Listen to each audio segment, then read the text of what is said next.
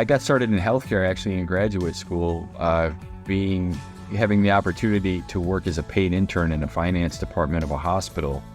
And it was that time that I realized healthcare was the industry that I wanted to go in. And throughout my career, I was blessed with one opportunity after another. The first being working as an executive in a small rural community hospital at a young age, right out of school, as I mentioned.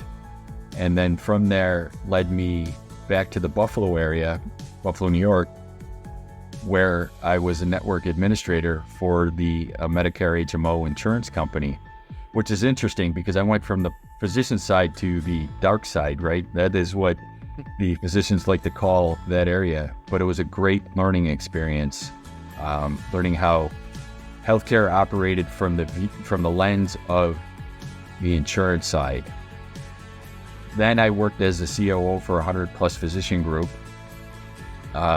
with 14 subspecialties. So at that point, now 12 to 15 years of my career, I had a triumvirate viewpoint into healthcare. I get to experience and see it from the hospital side, from the physician side, and from the insurance side, and learned quite a bit along the way. And after that experience with the large physician group, I worked as a healthcare consultant, a managing consultant for an accounting firm who worked on hospital mergers and acquisitions. And that was the beginning of me wanting to get into consulting. And it was at the tail end of that where I decided the small to medium-sized companies didn't have the resources, didn't have the executive team to assist them in operating their privately owned facilities. And then I embarked on my own and went from there.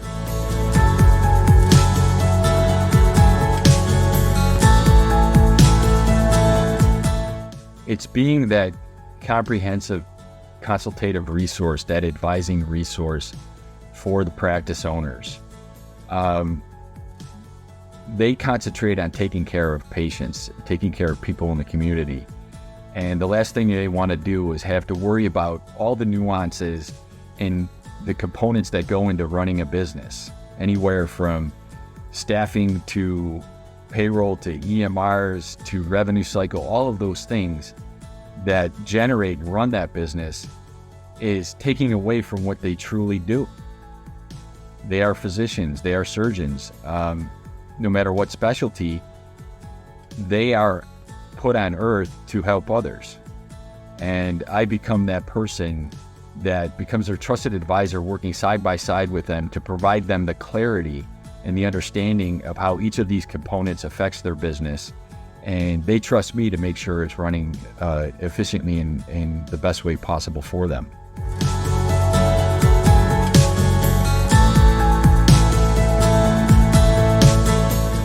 Sure, a recent example is in the beginning of 2022. I received a call actually around Christmas of 21. And a physician called me, referred by another physician I used to work with, and said, "Hey, I'm thinking about starting my own practice in primary care. I understand you might be somebody I need to speak with." And so I said, sure. And we went ahead and talked about, what that meant. So early in 2022, he was about to embark upon leaving another group for a couple of reasons. One is he wanted to deliver a better system of care for the patients that he served, and two, have the autonomy of running his own practice, but needed assistance in building that up. So as we went through the process, another physician joined us, so it became 2-physician group. And through that, you grow and mature together.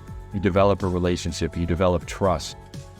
They look to you to say, how do I set up certain aspects of a business? I know how to take care of patients. I know what supplies I need. But how do I set up that whole business? So it was a leap of faith for both of them, leaving a secure position to go out on their own in an environment, a healthcare environment, where reimbursements aren't always sure, and you have to rely on that. So proudly, a year ago today, as we sit, going from a blank sheet of paper to August of the year, they didn't even have a tax ID, and they wanted to open up by January 3rd. And I kept telling them, time is pressing here. We have to credential. There's a whole credentialing process. Once you get your tax ID, and you can't do, it's linear process, and there's all these things in there. We beat the time. January 3rd, they not only opened their practice successfully, fully staffed, fully equipped to do that. Within a month, by the end of January, they opened up a second location. And their panel sizes, meaning the number of patients that ever come, were beating forecasts by threefold. Because that was the other component. Are the patients going to follow me? Where am I going to get my patients from? By March of this year, 2023, they were successfully financially on a month-to-month basis. And now they're making plans to further expand and add other physicians to their group to carry out their philosophy of concentrating on that care for those patients. And it's wonderful. It's a great feeling to know they took a leap of faith. They trusted me. We trusted each other that we were going to get there, and we did that. And thank you for asking, because I really enjoy telling that story.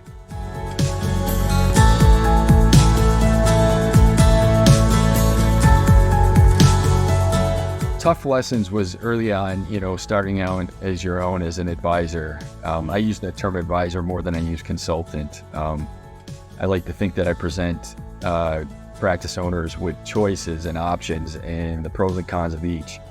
Was early on was just that, building the credibility and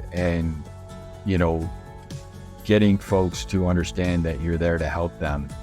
And that gained momentum after time. I think the lesson learned or the difficulties in different projects might be the various folks involved, the timing might be off, right? So you put together a business plan and you're working toward an initiative. So managing those disjointed timeframes and people's individual focuses. For example, if you're instituting an EMR system and you're going at the pace of the EMR, but your timeline's a little quicker than theirs, or revenue cycle, getting credentialed with the various insurers, well, there's a cash flow issue there too, right? So you have to prepare for that. So I think the challenges were more in working with your clients to understand that there might be a lag in reimbursement, or the again, misalignment of timing of all the folks involved, in trying to keep them all collectively focused on the desired date of implementation or period of time of implementation.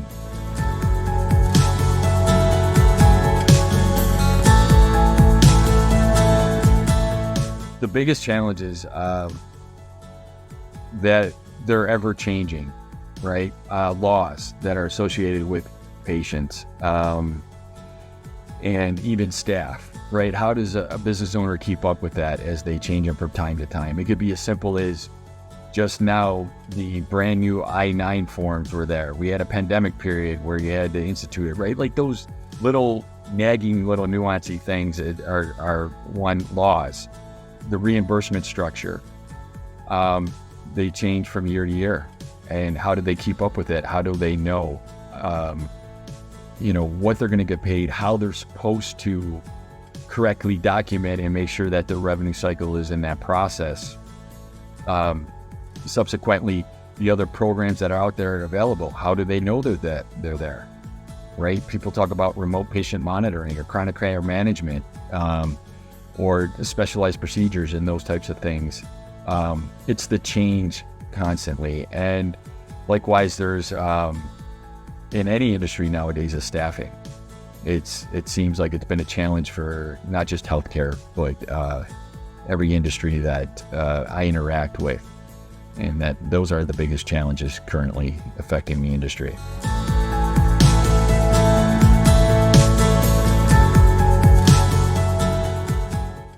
Starting a business, to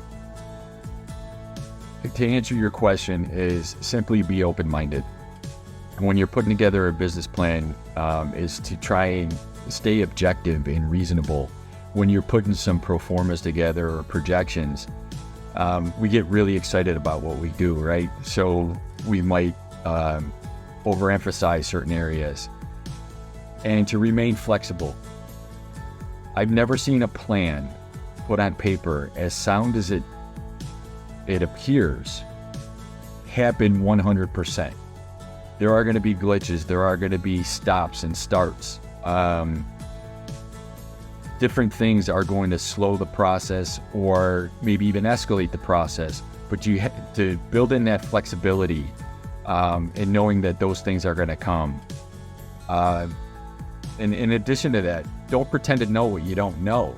Don't be afraid to engage others who might have some really valuable information that they can give you fairly quickly that you wished you would have asked that question 3 months ago. That might have prevented a lot of the, the obstacles that come your way. So be open-minded, be flexible, and, engage others. Let others try and help you.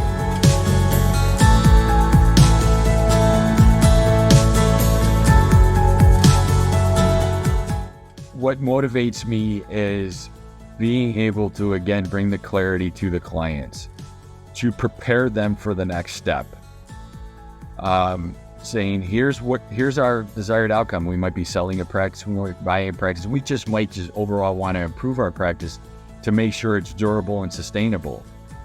And what does that mean? I often speak with clients and say, well, your business checking account could be full. You're making payroll, no problem.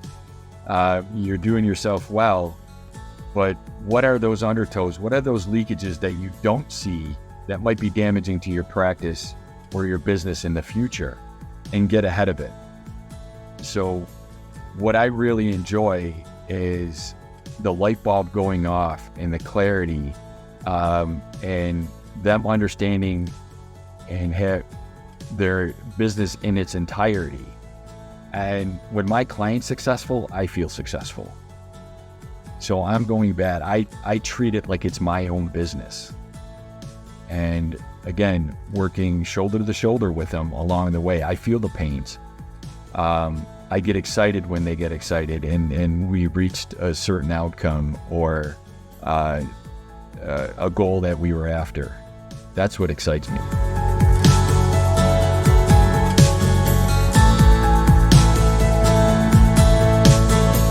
For myself, it's simply a core philosophy that I've carried with me for 2 decades now in working with clients, and this applies pretty much to any industry, but I'm biased to healthcare because that's where I've been living for quite some time. But again, the core philosophy is you worry about the health of your patients and I'll worry about the health of your business.